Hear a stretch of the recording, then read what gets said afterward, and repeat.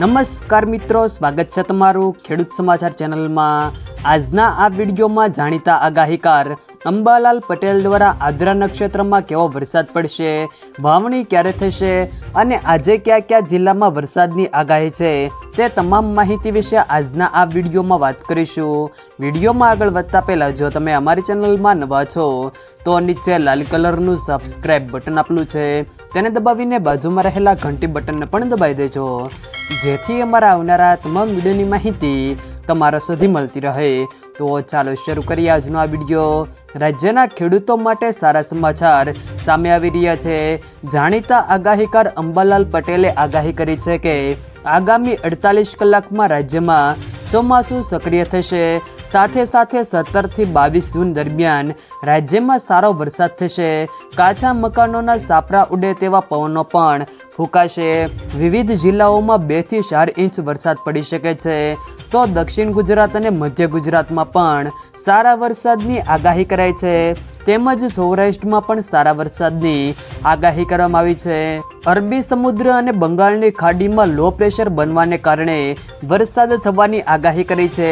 અમદાવાદ, ગાંધીનગર, ભાવનગર, લાઠી, બાબરા, અમરેલીમાં વરસાદની આગાહી કરાઈ છે, જ્યારે જૂનાગઢ, પેટલાદ, કપડવંજ, મહેસાણા, ખંભાત, તારાપુર, દાહોદ, પંચમહાલ, સુરત, વલસાડ, નવસારી, તાપી, ડાંગમાં સારો વરસાદ પડી શકે છે।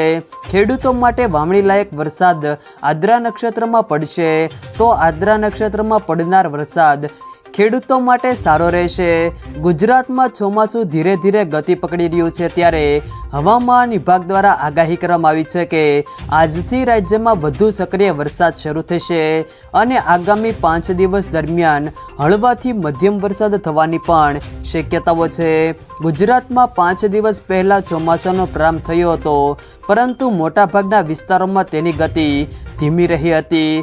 હવે ધીમે ધીમે ચોમાસું વેગ પકડવાની શક્યતાઓ છે। હવામાન વિભાગની આગાહી મુજબ આગામી 3 દિવસ દરમિયાન રાજ્યના મોટાભાગના વિસ્તારોમાં મધ્યમ વરસાદ થઈ શકે છે।